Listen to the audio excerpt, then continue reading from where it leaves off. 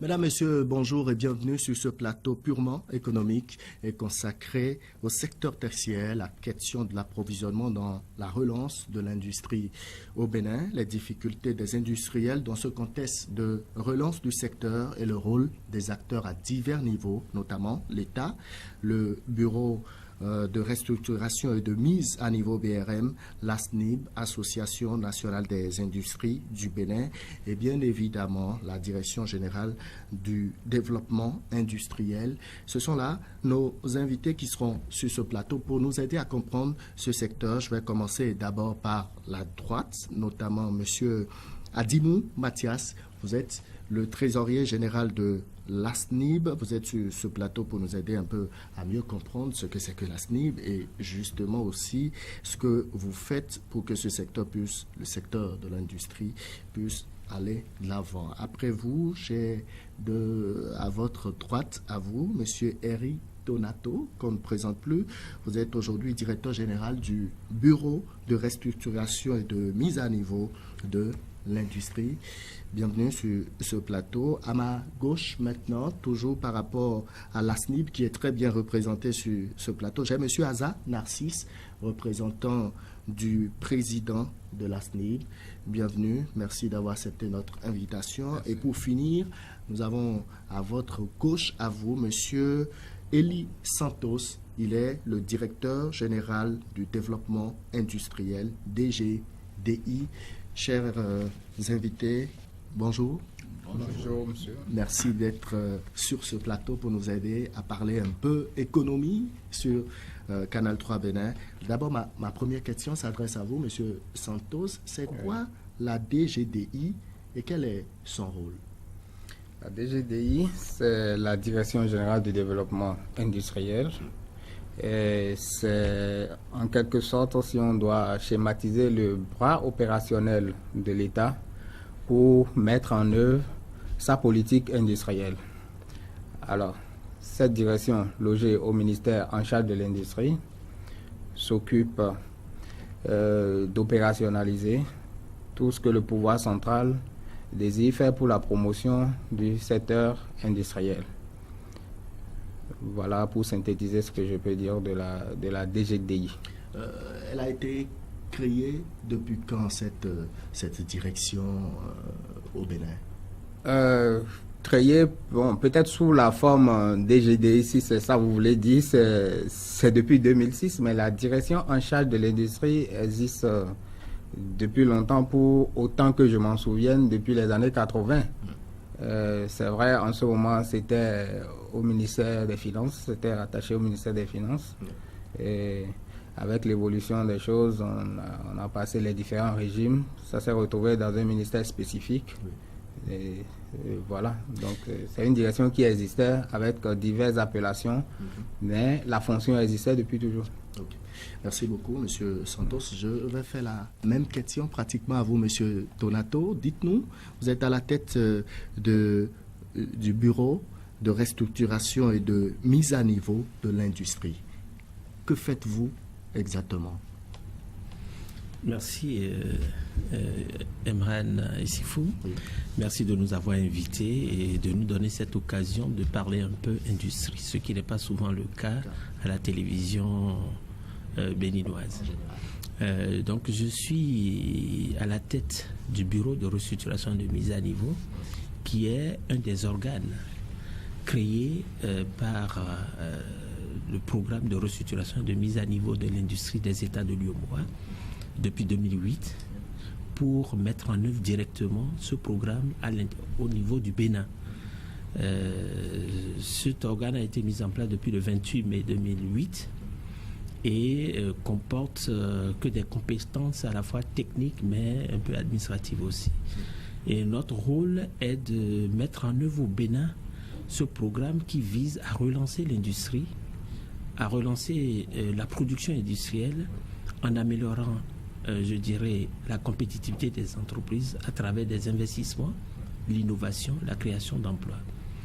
Parce que ce programme était devenu nécessaire pour accompagner la signature de la Convention de partenariat économique avec l'Union européenne et pour permettre aux entreprises nationales de combler un peu le gap de compétitivité entre leurs homologues européennes et elles ici. Donc voilà pourquoi ce programme a été créé. On pourra à l'occasion, je dirais, apporter quelques autres précisions sur vraiment nos activités de façon spécifique si l'occasion nous le permet. Merci, M. Donato. Je passe à vous maintenant, mes deux représentants de l'ASNIB sur le plateau. Je vais commencer par vous, M. Aza. C'est quoi l'ASNIB et que faites-vous? L'ASNIB, c'est l'Association nationale des industriels du Bénin. Et c'est une association qui regroupe pratiquement toutes les industries du pays. Oui. Parce qu'à un moment donné, on a constaté, chacun à son niveau a fait le constat, que c'était toujours mieux de rester ensemble pour évoluer, pour avancer, surtout qu'on connaît les mêmes difficultés. Et c'est sous ce angle-là que l'ASNIB a été créée le 18 janvier 1979. Donc c'est une vieille association. Et je profite de l'occasion qui nous est offerte pour en même temps lancer un appel aux autres industriels qui traînent le pas à nous rejoindre, de le faire le plus tôt possible. Et je profite également pour remercier les responsables de Canal 3. Je remercie Sifo Imran de nous avoir invités, de nous avoir donné l'opportunité de discuter un peu de l'industrie. Parce que finalement, le pays, le Bénin, ne compte que sur le commerce, alors que c'est l'industrie qui doit servir de base à cela. Bien sûr. Oui, merci. Monsieur Adimou, vous avez certainement quelque chose à ajouter, un peu pour compléter ce qu'a dit Monsieur Aza. Merci, Monsieur Imran. Et pour ajouter quelque chose, je dirais que l'industrie aujourd'hui a vraiment du chemin à faire par rapport aux défis qui se pointent à l'horizon. C'est pourquoi au sein de notre association maintenant, nous avons au départ, dès la création, comme l'a dit mon ami Aza tout à l'heure, la cotisation était fixée à 400 000 francs par membre. Aujourd'hui, nous avons révisé, nous avons donné 3 gammes de cotisation. Oui. Il y a les 400 000 pour les petites entreprises, pour les moyennes entreprises, c'est 1 million, et pour les entreprises de grande taille, au moins 1 500 000. Donc tout cela pour vraiment nous aider à vraiment avoir les moyens financiers pour attaquer le marché, parce qu'aujourd'hui, quand on parle du TEC et CEDEAO et de l'accord de partenariat économique, il faut que le tissu industriel béninois se développe et puisse prendre le relais pour la fiscalité intérieure, puisque avec toutes ces réformes, et la fiscalité et les droits de porte sont pratiquement supprimés. Donc les recettes douanières vont drastiquement baisser. Oui. Donc il faut que la fiscalité intérieure prenne le relais pour permettre à l'État de vraiment jouer, d'avoir les moyens pour mener à bien sa politique de développement. Merci. Merci. Je le disais à l'entame de cette émission que nous allons parler de la question de l'approvisionnement avec la situation qui prévaut actuellement dans le secteur industriel, ce qui a d'ailleurs amené le ministre à effectuer une tournée récemment dans certaines structures. Monsieur Santos, j'ai bien envie de vous demander pourquoi une telle tournée? Qu'est-ce qui a amené le ministère à décider d'aller vers les industriels pour échanger avec eux? Monsieur Imran, merci. Je dois dire que parlant du ministère, ce n'est pas la première fois que le ministère se déplace, mais de façon aussi répétée. C'est peut-être la première fois. Oui. Et si le ministre actuel a décidé de faire de telles sorties, c'est parce que dans un premier temps, il a pris fonction, ça fait environ 4 mois. Il s'est dit, il a à charge un secteur important dont on lui dit beaucoup, mais que lui n'a pas vu. Et donc, ces prises de contact qu'il fait avec les opérationnels du secteur, avec les industriels, c'est déjà d'aller les voir dans leur unité de production, voir ce qu'ils font, pour pouvoir lui-même dire qu'il a une connaissance du secteur industriel dont il a la charge. Et au-delà de ça, ces sorties lui permettent également de prendre connaissance des difficultés de ces industriels. Parce que, comme lui-même il a l'habitude de le dire, on a beau lui faire des fiches, on a beau lui écrire beaucoup de choses, que rien ne vaut que ce qu'il a vu. Lui-même. Oui, il peut entendre 1000 fois, mais il vaut mieux voir une seule fois que d'entendre parler 1000 fois. Donc c'est ça qui motive ces sorties répétées vers les différentes branches d'activité du secteur industriel, les différentes sociétés qui exercent dans ces branches d'activité. Et chaque fois, comme les problèmes ne manquent pas... Ouais. Le constat qui a été fait sur le terrain, c'est lequel? Voilà, le constat qui a été fait, c'est que globalement, nos industriels souffrent. Nos industriels souffrent de beaucoup de problèmes, à partir déjà des problèmes d'infrastructure, des problèmes d'électricité. Ouais. Ça fait partie des problèmes qui reviennent très souvent. Les problèmes d'approvisionnement en eau, ces problèmes qui reviennent très souvent. Les industriels indexent du doigt nos deux sociétés qui exercent dans la distribution de ces deux facteurs de production. Oui. Mais au-delà de ça, il y a des corporations, des branches d'activité qui souffrent spécifiquement d'autres types de problèmes, tels que des problèmes d'approvisionnement en matières premières pour les industries qui exercent dans le domaine du bois et l'ameublement, la transformation du bois. Il y en a beaucoup qui évoquent ce problème, et de façon criarde d'ailleurs. Mais globalement encore, il y a le problème de marché d'écoulement qui se pose pour nos industriels. Ce marché d'écoulement, vous savez, le marché béninois n'est pas grand. Bien sûr. Nous faisons pas plus de 10 millions pour ce que je sache. Et nous comptons beaucoup plus sur le marché de la sous-région. Malheureusement, la politique que nous-mêmes nous menons ne nous rend pas agressifs par rapport à ce marché de la sous-région qui est visé par nos industriels. Bien au contraire, nous nous laissons plutôt envahir par les produits de la sous-région. Et nous-mêmes, nous avons de la peine maintenant à distribuer les produits que nous fabriquons, même sur notre propre territoire. Et ça, c'est un problème très important parce que l'industriel qui investit des milliards, s'il ne vend pas, c'est compliqué de rembourser la banque, c'est compliqué de s'en sortir. Donc, voilà pour vous dire vraiment de façon synthétique les problèmes les plus criards au niveau des industriels.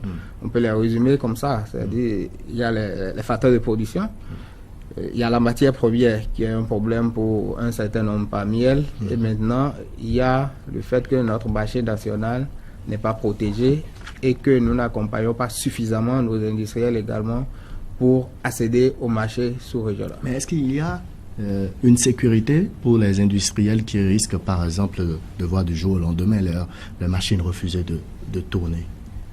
Est-ce qu'il y a une sécurité, une garantie de sécurité pour ces industriels-là? Quand vous dites de voir leur machine refuser de tourner, oui. Qu'est-ce que vous entendez par là? Cela serait dû à une panne ou bien ils seront bien obligés de mettre la clé sous le paillasson? De mettre la clé sous le paillasson. Avec les problèmes que je viens de vous citer, si vraiment rien n'est fait et que ces industriels se débattent tout seuls et n'arrivent pas à s'en sortir, il y en auront qui vont mettre la clé sous le paillasson. Et on connaît des cas d'industriels qui sont obligés d'en arriver là. Ok. Monsieur Donato, je parlais de sécurité par rapport à nos industriels. Qu'est-ce que votre bureau fait pour garantir cette sécurité, notamment dans la relance du secteur industriel qui est en vogue depuis quelques jours? Notre vocation au BRMN n'est pas de garantir la sécurité d'approvisionnement. Notre objectif, c'est d'abord de mettre les entreprises qui rentrent au programme en situation de compétition. Il peut se trouver qu'au moment où nous mettons tout ça en place, on se rend compte qu'il y a des entraves au développement des choix que nous, à la mise en œuvre des choix que nous proposons aux entreprises. Et c'est en cela que nous avons un rôle, je dirais un peu, le DGDI l'a dit tout à l'heure, opérationnel, qui consiste à remonter à l'État tous les problèmes que nous rencontrons qui peuvent inhiber tous les efforts que nous faisons pour faire relancer le secteur pour lequel nous avons la mission, une mission spécifique. Et ces recommandations, nous les faisons, mais nous ne sommes pas responsables de sa mise en exécution. Mais c'est important que nous puissions les remonter. Bien sûr. Et le DGDI disait tout à l'heure qu'il y avait un certain nombre de problèmes qu'ils identifient. Les problèmes que nous avons principalement identifiés dans le cadre des industries que nous appuyons c'est d'abord des problèmes de vétusté de l'équipement. La compétitivité, qu'est-ce qui explique la ça? compétitivité est une affaire d'innovation et d'investissement continuel. Oui. Et quand on voit la plupart des industries, c'est des industriels qui ont des équipements qui datent de certains nombres d'années. Susalem. Avec des rigidités en termes d'efficacité énergétique, avec des rigidités en termes de standards de consommation de matières premières et d'énergie, avec un certain nombre de rigidités liées également au personnel qualifié pour ce type d'activité. Il y a beaucoup d'industriels qui sont obligés de former sur le tas parce que l'environnement de formation n'a pas été préparé à accompagner l'industrie. Donc quand on rencontre ces difficultés, notre objectif, notre principale mission, c'est de remonter l'information au niveau des structures adaptées pour pouvoir résoudre ces problèmes. Donc c'est pour ça que je dis, nous ne garantissons rien. Mais c'est important pour nous de ne pas ramer dans le vide. Si nous rencontrons ces problèmes et que aucun effort n'est fait pour les régler, l'État aura mis tous les sous qu'il faut, mais nous allons rester au point de départ. Les efforts, qui sont ceux qui doivent les fournir, les efforts pour les régler.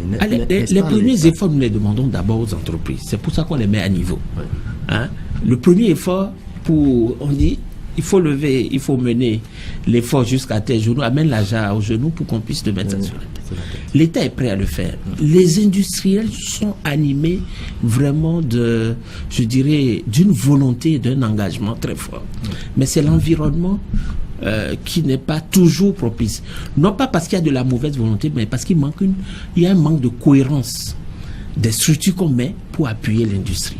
C'est-à-dire qu'on a posé les questions, par exemple, la question de l'énergie. La question de l'énergie suppose que la SPE se rapproche du ministère de l'Industrie pour comprendre la nature du problème.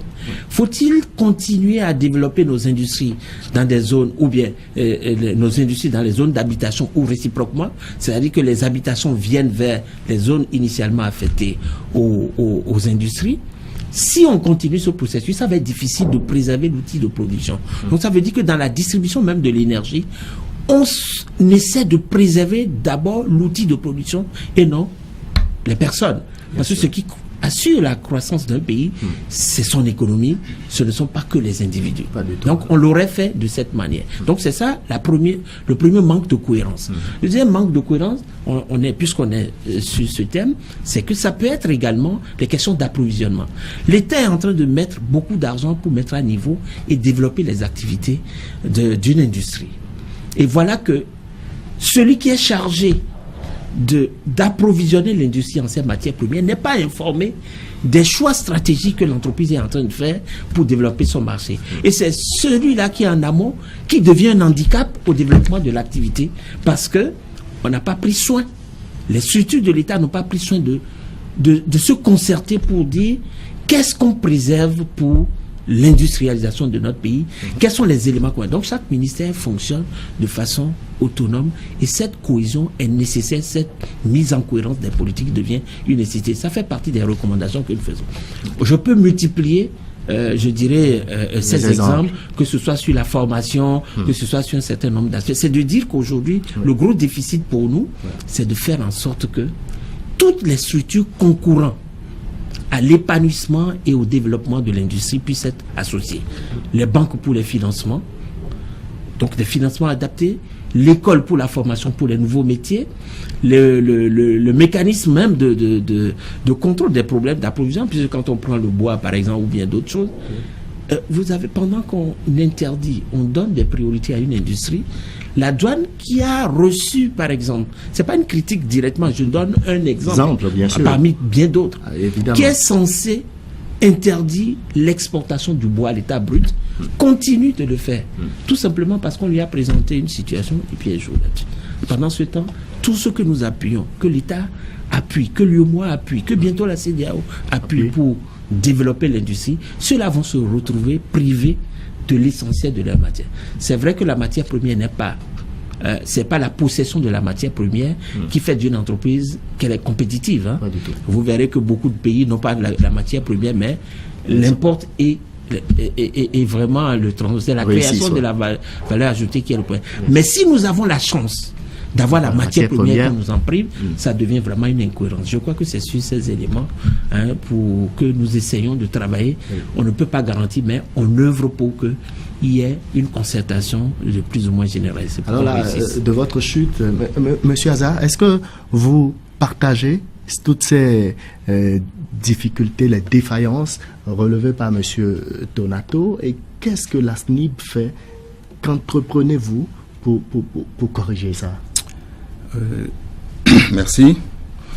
J'ai suivi avec une attention particulière les interventions du directeur du BRMN et du développement industriel. Mais tout de suite, moi, je voudrais revenir sur quelque chose. Je ne suis pas entièrement d'accord avec tout ce qui est dit. Et pourquoi? Ça, c'est la vérité. Qu'est-ce que vous ne partagez? Parce que nous avons constaté, il est vrai, les structures techniques du ministère de l'Industrie sont à nos côtés, sont aux côtés des industriels, certes. Mais il faut une volonté politique appuyée. Elle n'existe pas, selon vous? Elle existe dans un sens.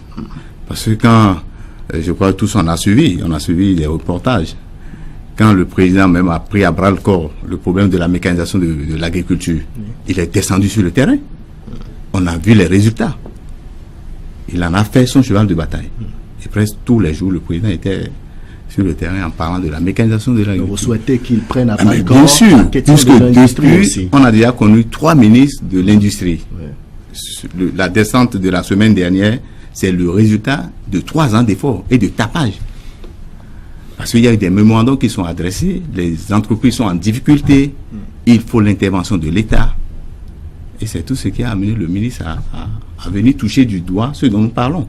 Parce qu'en fait, le ministère de l'Industrie, c'est le ministère de création de l'emploi par excellence. Et ça, c'est le ministère qui crée la valeur ajoutée. Si nous allons parler de l'amélioration de notre balance commerciale, ça partira d'où? Pas du ministère des Finances, mais du ministère de l'Industrie et du Commerce. Donc, c'est un ministère stratégique. Et le ministre, fatigué peut-être des fiches, était obligé de descendre. Et il a vu, parce que les industries sont menacées. Actuellement, nous sommes en train de mettre des gens à la porte. Parce que non seulement le marché local est envahi par les importations venant de l'autre côté, et dans le même temps, les industries locales n'arrivent pas à exporter. Mais là, qu'est-ce qui va se passer? On risque de fermer. Et cela rejoint tout à l'heure votre préoccupation. Il y a une grave menace sur les industries locales.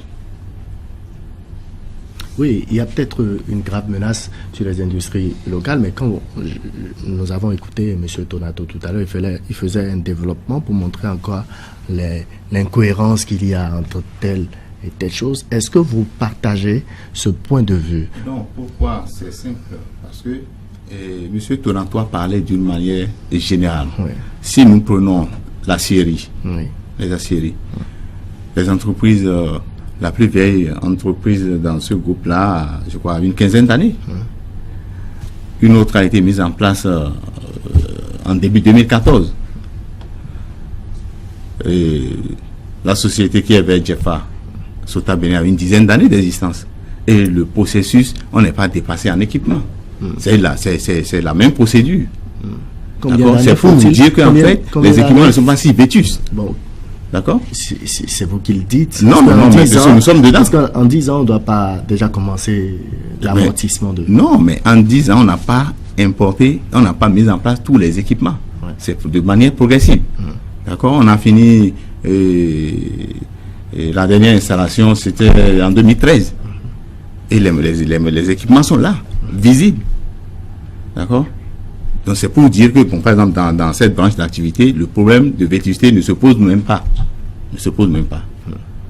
Mais ce qui crée le problème, c'est qu'il faut nécessairement une volonté politique. On ne peut pas permettre à des importateurs d'envahir le marché local avec les produits importés de quelque part, d'accord, au détriment de l'industrie nationale. Donc vous souhaitez tout simplement que la production locale soit protégée en quelque sorte. Mais que faites-vous au niveau de la SNIB pour vous faire entendre, pour que l'État puisse comprendre que oui, les industriels locaux, il faut les protéger, il faut leur donner plus de faveur, leur accorder un peu plus de faveur, en quelque sorte. Oui, merci, M. Murat. Au niveau de la SNIP, nous avons toujours œuvré pour que l'État nous écoute. Et c'est ça qui fait qu'aujourd'hui, le ministre a commencé par visiter les industriels. Parce que depuis 2014, nous avons toujours demandé à rencontrer le président de la République. Et nous n'avons pas pu. Nous n'avons pas encore eu l'audience depuis 2014. Donc là, c'est un problème qui nous préoccupe. Je vais dans le même sens que M. Aza. Et je fais mienne les observations du DG Donato, du DGDI, parce que c'est des réalités. Parce qu'aujourd'hui, vous savez, dans l'ordre normal des choses, chaque État doit exporter suffisamment pour financer ses importations. Mais aujourd'hui, la zone UEMOA, avec la parité fixe et la convertibilité illimitée, ça fait que on peut importer sans exporter. C'est une situation vraiment que nous vivons, c'est-à-dire nous ne voyons pas encore le drame. Le jour où la Côte d'Ivoire ou le Sénégal vont quitter l'UEMOA, qu'est-ce que le Bénin va devenir? Ceux-là, ils ont déjà su développer un tissu industriel. D'abord, je ne suis pas contre le franc CFA, mais le franc CFA doit être là comme un truc de secours. En utilisant le franc CFA, l'État doit mettre en œuvre vraiment une politique d'industrialisation qui nous permettra d'avoir une économie forte. Une économie forte, c'est une économie vraiment industrialisée avec des industries qui sont vraiment capables de gagner des devises. Maintenant, on ne le fait pas. L'État est en train d'organiser, de favoriser ceux qui sont les commerciaux qui utilisent nos réserves de change. Et vous voyez, notre balance des paiements, ça va de déficit en déficit. Nous allons vers où? Nous sommes avec le TEC CEDEAO. Le TEC CEDEAO, ça veut dire que les produits peuvent rentrer sur le territoire béninois. Les produits agréés là peuvent rentrer sans payer les droits de douane.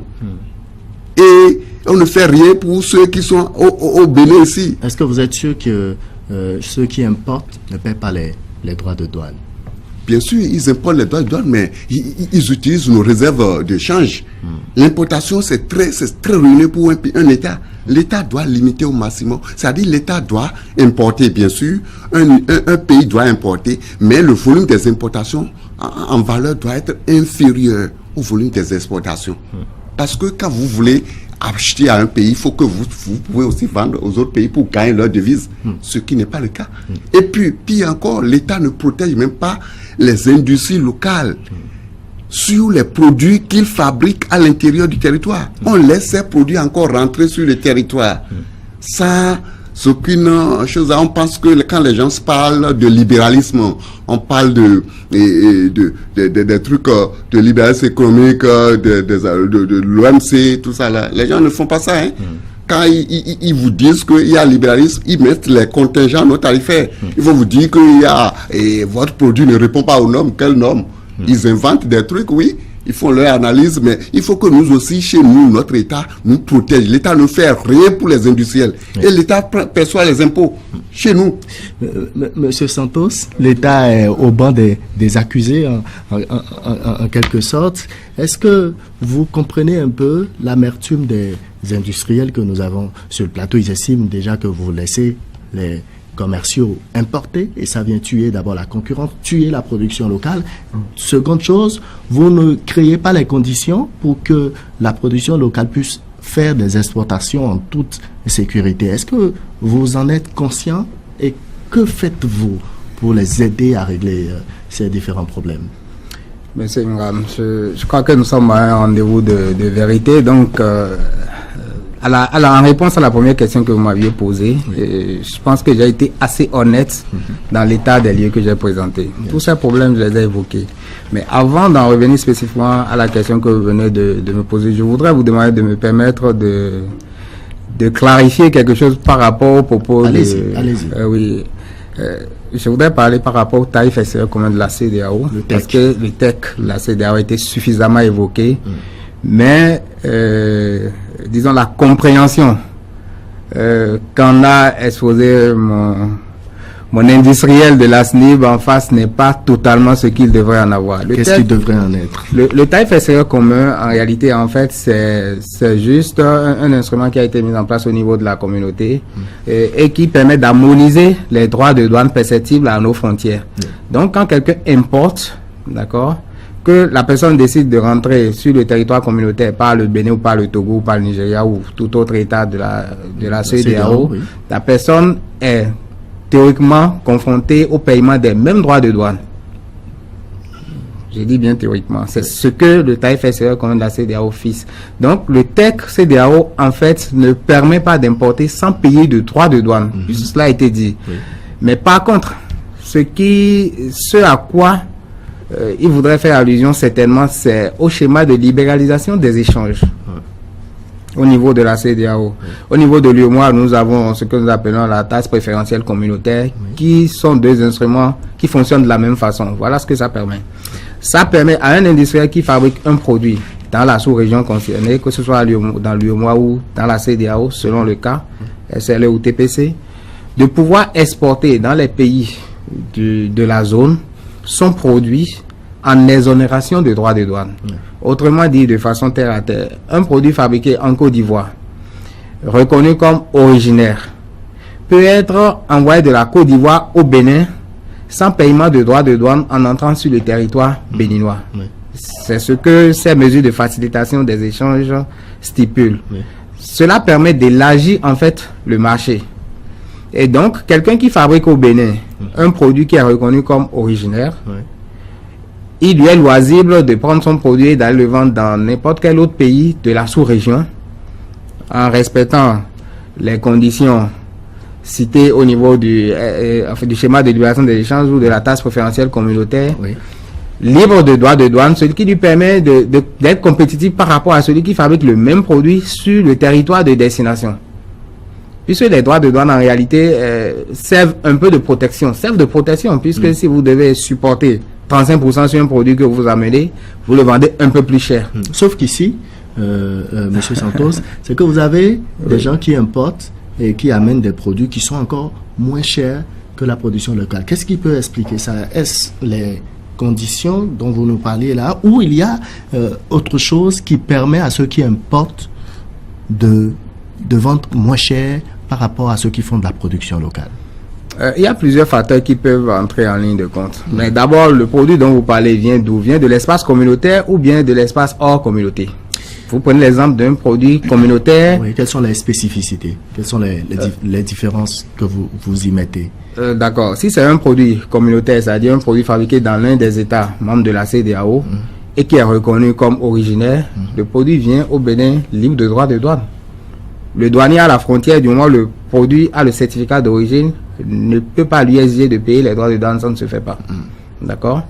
Et c'est l'exemple que j'ai donné en expliquant que ça lui permet d'être compétitif sur le territoire de destination. Mais par contre, si c'est un pays qui vient, et c'est un produit qui vient d'un pays tiers, Cameroun, tout autre pays. Qui n'est pas du tout dans l'espace, oui. Voilà, qui n'est pas de l'espace. Oui. Le produit est confronté au paiement de droits de douane à nos frontières. Donc si c'est, je prends n'importe quel exemple, je prends l'eau minérale. Quelqu'un qui vient de la France avec une eau minérale dont je ne vais pas appeler le nom, vient à nos frontières, sera confronté au paiement de 35% de droits de douane. Je parle juste des droits de douane, il y a d'autres taxes qui s'ajoutent. Mais en termes de droits de douane, l'importateur est confronté au paiement de 35%. Et j'évoque 35% pour enchaîner et dire que le tarif extérieur commun de la CEDEAO, en théorie, est venu pour protéger l'industrie communautaire. Oui. Toutes les industries de nos pays. Puisque nous étions assujettis depuis 2000 jusqu'au 31 décembre 2014, tarif extérieur commun de l'UEMOA qui offrait une protection jugée limitée parce que les droits de douane les plus élevés étaient fixés à 20%. Oui.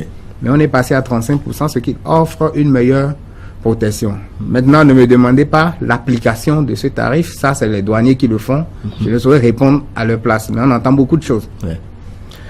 Voilà. Donc, les industriels se plaignent, par exemple, et j'en aurais fini avec vous, que du Ghana, quand les gens importent du Ghana, ils viennent vendre moins cher ici. Le Ghana est tout de même dans l'espace. Mais qu'est-ce qui explique que celui qui importe du Ghana puisse amener un produit qui puisse concurrencer autant le produit local? avec je pense qu'il faut être un peu plus précis. Oui. Vous parlez des produits des aciéries. Oui.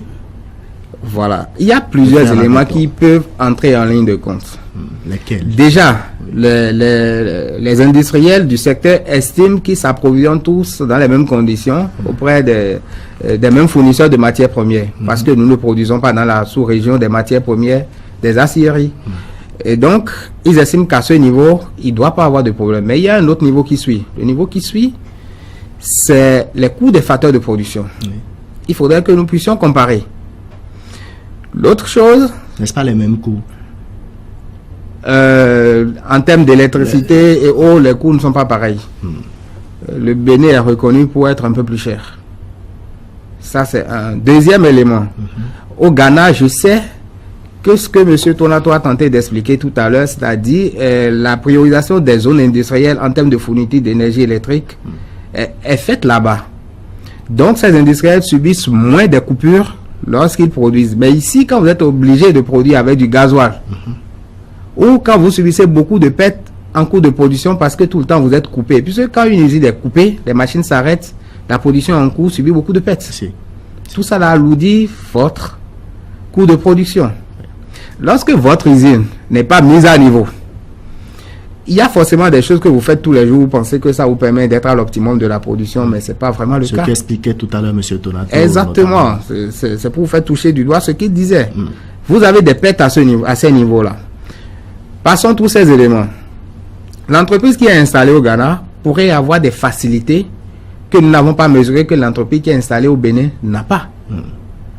Si par exemple l'entreprise du Ghana exerce un entrepôt industriel, avant d'obtenir le certificat d'origine, ce qui n'est pas normalement compatible, mais nous savons que ça se fait.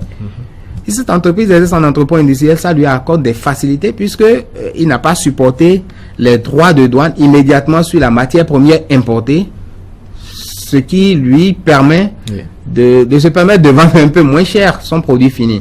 On vous aura compris, Monsieur Tonato, ce phénomène qui consiste pour les industriels locaux de subir en pleine figure comme ça cette concurrence déloyale de la part de ceux qui font l'importation. Est-ce que votre bureau y pense et quel apport comptez-vous apporter pour tenter d'émosser tout ça, de réparer ça, de corriger cette façon de faire? La concurrence déloyale peut venir de deux choses. Soit que l'État du pays producteur subventionne énormément sa production, ce qui fausse les règles du marché. Et là, on peut s'interroger parfois que même le produit fini qui arrive est pratiquement au même prix que la matière première que nos industriels achètent. Donc, ils peuvent avoir cette notion de concurrence déloyale qui ne vient pas de l'entreprise directement, mais du soutien de l'État pour faciliter la compétitivité. Tout à l'heure,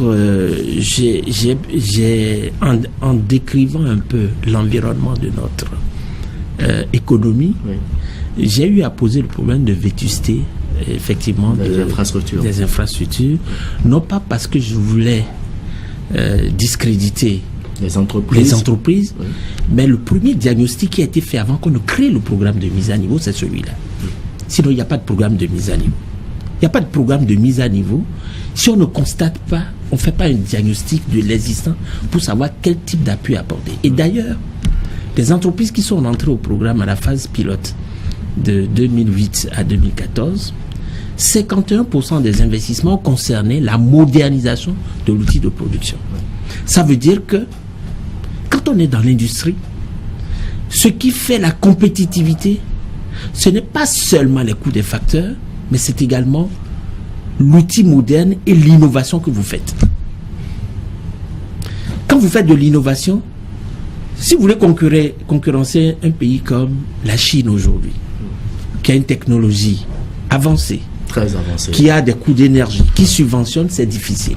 Donc c'est pas la différenciation et autres que vous pouvez. C'est pour ça que nous, l'appui que nous apportons à l'entreprise n'est pas pour augmenter sa capacité ou bien mais c'est pour voir quels sont les éléments sur lesquels nous pouvons agir pour faire réduire les coûts.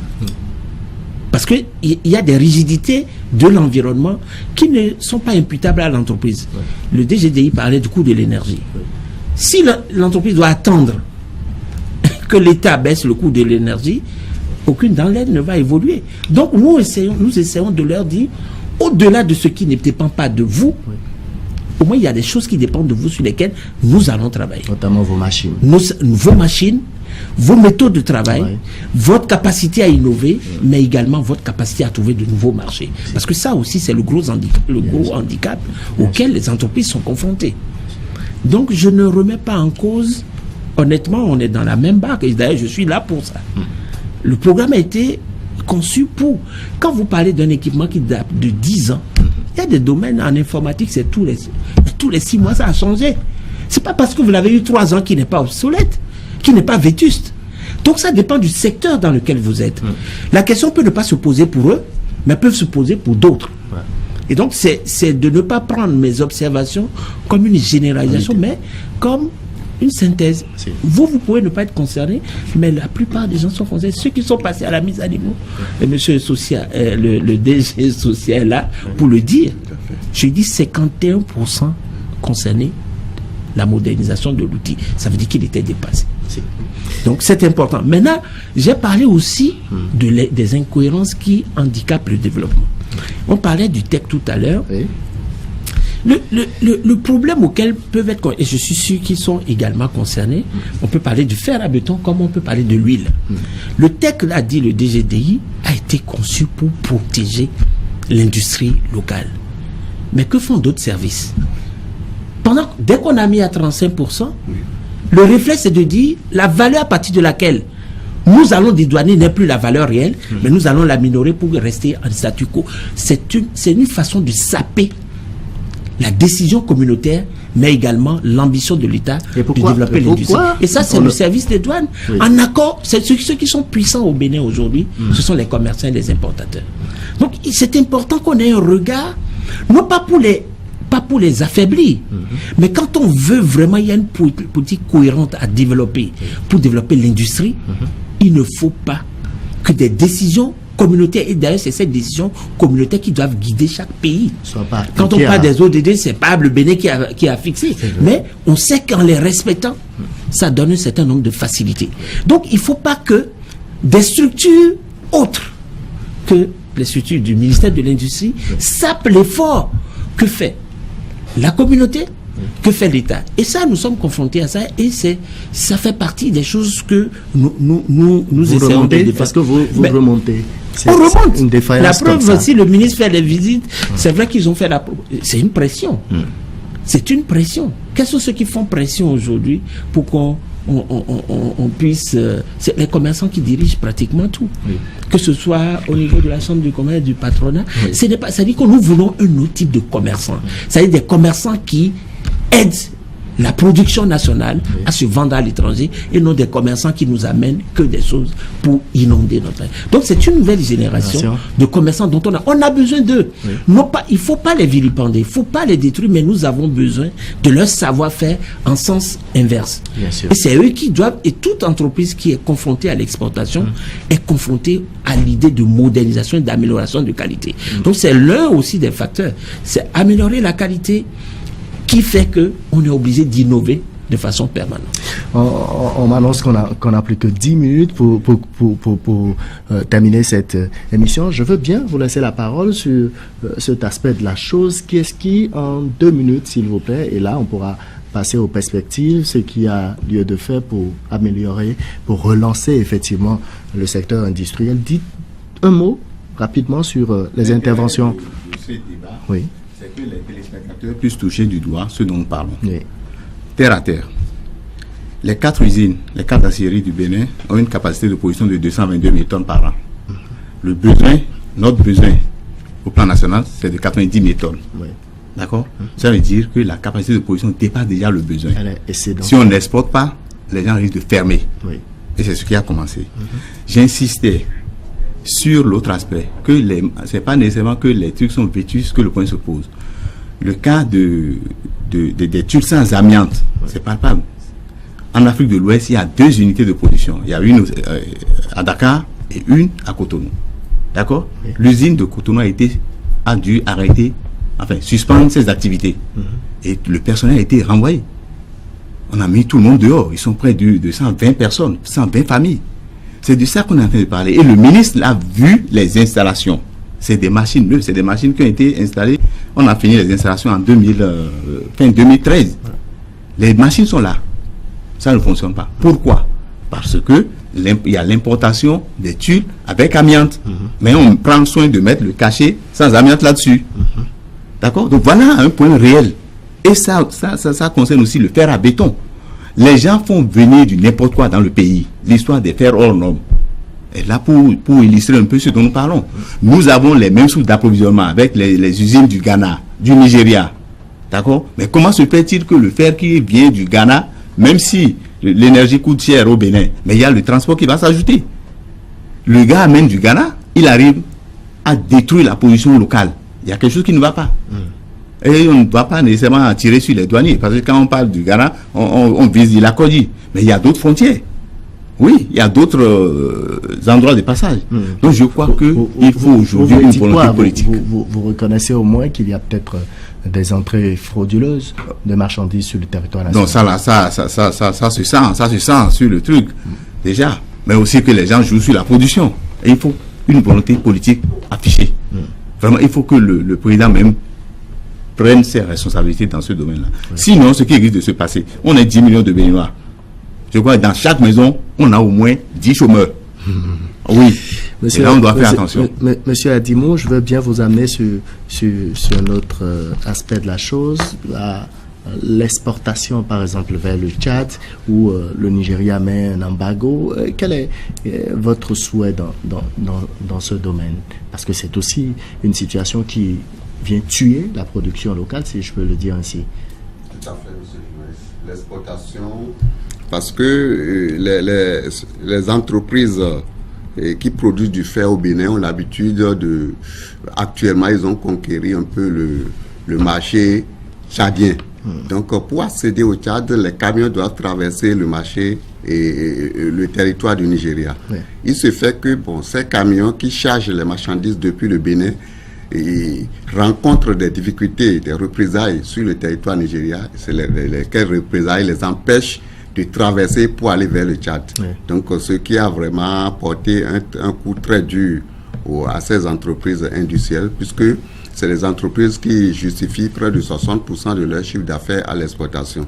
Donc, c'est une situation, quand on parle du schéma de libéralisation des échanges de la CEDEAO, et encore appuyé par le texte CEDEAO, dont le TGDI parlait tout à l'heure, parce que c'est le schéma de libéralisation qui permet la libre circulation des biens et des personnes. Mais ça veut dire que cette libre circulation n'est que sur papier. Il faut qu'on applique les accords. Et je voudrais revenir aussi sur l'accord de partenariat économique pour appeler le TGDI aussi à nous parler un peu de l'accord de partenariat économique qui permet aux entreprises européennes d'amener leurs produits ici sans droit de douane. Donc là, pour finir, il faut maintenant, parce que quand on parle d'importation aussi, les pays européens ne font que subventionner à l'exportation. Mais nous, on ne reçoit rien de l'État. Même le soutien qu'on veut pour protéger les produits qui rentrent, on n'a pas ça. Et puis, quand on a eu des réunions avec les douaniers aussi, ils disent aussi, on dit, et tu sans amiante, que les autres, ils n'ont pas un matériel qui va leur permettre de savoir s'il y a amiante là-dessus. Que quand on parle des produits là aussi, il faut qu'on les dote des moyens pour contrôler. Sinon, eux aussi, malgré leur bonne volonté, ils ne pourront rien faire. Un peu comme le programme de vérification, en tout cas, les scannings et autres. C'est vrai que c'est pas forcément le même secteur. On a que 5 minutes pour conclure, parler déjà des perspectives. Est-ce que, M. Tonato, il y a encore de beaux jours pour l'industrie béninoise? Est-ce qu'on peut espérer que quelque chose puisse aller de l'avant? L'industrialisation, c'est maintenant. Les beaux jours commencent maintenant. Parce que nous voulons transformer structurellement l'économie béninoise, ça va passer par l'industrie. Aucun pays, je le dis souvent, aucun pays développé dans le monde n'est industrialisé. À tel point qu'un pays industrialisé est appelé pays développé. Et tous les pays émergents sont des pays industrialisés. Donc, il n'y a pas d'autres voies que celle-là. Il y a seulement à montrer que l'État a de la volonté. Le programme de mise à niveau est financé. Des aides sont accordées. Ce qui manque, c'est une concertation, une mise en cohérence de tout ce qui est fait. Je crois que la volonté de l'État n'est pas à mettre en cause. Il y a seulement que les structures que l'État crée, les aides qui sont éparpillées dans les différents ministères puissent se mettre en cohérence pour qu'il y ait des complémentarités et que une structure n'aille pas annihiler les efforts que font d'autres structures. Il faut également créer, et ça sur la question de l'amiante, d'un certain nombre de choses, il nous faut ce qu'on appelle des centres techniques. Ces centres techniques apportent non seulement une assistance technique à tous les industriels dans les méthodes, dans le fonctionnement, dans la maintenance de leur truc, mais également les assises pour l'innovation. Parce que c'est l'innovation qui est importante en industrie. C'est pas seulement investir, mais il faut innover sur le produit et sur tout ça. Troisième chose, il faut sécuriser un peu et garantir l'approvisionnement lorsque l'État béninois produit cette matière première. Si on ne protège, on ne sécurise pas l'approvisionnement, pendant qu'on met l'effort pour moderniser tel secteur et que derrière d'autres structures puissent... Les banquiers aujourd'hui peuvent financer les entreprises qui sont mises à niveau ou restructurées, nous exigent maintenant, est-ce que l'argent que nous allons investir, c'est sûr que l'entreprise aura la matière première, parce qu'on en a connu qui n'ont pas eu la matière première. Donc c'est important que ces choses-là soient sécurisées. Merci Monsieur Donato, c'est le temps qui nous fait défaut. Monsieur Santos, un mot pour conclure rapidement. Je dirais juste qu'il y a de belles perspectives, qu'il y a de beaux jours qui attendent nos industriels. Tout le problème a été relevé, c'est l'incohérence. L'État fait beaucoup. Les entreprises ne perçoivent peut-être pas l'effort de l'État parce que il y a ce problème d'incohérence. Et nous en parlons, si nous en parlons, c'est que forcément quelque chose sera fait. Et c'est déjà un début de tentative de résolution du problème. Et forcément, on pourra améliorer notre tissu industriel. Parce que contrairement à ce qui se dit de façon vulgaire, le Bénin n'a pas d'industrie, c'est faux. Nous avons beaucoup de choses. Nous avons beaucoup de choses, nous avons beaucoup d'industries. On ne les perçoit pas à cause de tous les problèmes dont vous avez dû entendre parler. Mais je puis vous garantir que ce soit avec nous ou avec d'autres, forcément, on est obligé d'aller de l'avant et de faire mieux les choses désormais. C'est ce que je peux dire pour Merci beaucoup, Monsieur le Directeur Général. Monsieur Aza, rapidement, je voudrais humblement demander au chef de l'État d'avoir un œil pour les structures techniques qui accompagnent l'industrie. Je crois que quand cette préoccupation-là sera au centre de ces actions, je crois que tout ira pour le meilleur. Merci. Monsieur Adimou. Merci. Je vais dans le même sens. Il faut que l'État prenne des mesures vraiment révolutionnaires pour amener les commerçants à devenir industriels. Il n'y a pas de limite. Ceux qui sont commerçants, ils peuvent devenir industriels. C'est pas une guerre entre commerçants. C'est pas une guerre entre commerçants et industriels. Si on prend des mesures révolutionnaires, les commerçants aussi deviennent industriels, comme le disait le DG. Et le commerce, alors, on va l'abandonner? Non, mais ça dit, il faut renverser la courbe. Ça dit, il faut que la portion industrielle dépasse la portion commerciale. Oh oui, comme ça, c'est tout. Merci, monsieur. Merci beaucoup, monsieur Adimou. Mesdames, messieurs, c'est la fin de cette émission. Nous parlions sur ce plateau de l'industrie béninoise, de nos industriels, notamment les difficultés auxquelles ils sont confrontés depuis un certain temps. Comment faire pour relever tous ces défis et permettre à l'industrie béninoise d'être au top niveau afin que l'économie béninoise puisse en profiter réellement. C'est de ça qu'on en parlait. Et pour en débattre, il y avait sur ce plateau monsieur Adimou Mathias, il est trésorier général de l'ASNIB. À sa droite, comme je le disais à l'entame de cette émission, monsieur Eri Donato, directeur général du bureau de restructuration et de mise à niveau de l'industrie. Et puis, à ma gauche, il y avait monsieur Aza Narcisse, représentant le président de l'ASNIB. Et pas finir, monsieur Eli Santos, directeur général du développement industriel, DGDI. Messieurs, merci beaucoup d'être passés.